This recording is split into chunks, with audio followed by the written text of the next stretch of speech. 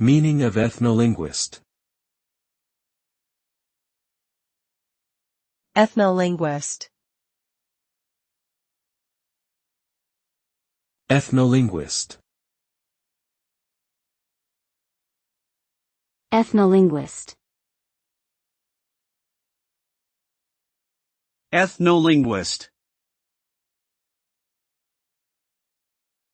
An ethnolinguist is a scholar who studies the relationship between language and culture, particularly focusing on how they interact and influence each other within specific ethnic groups.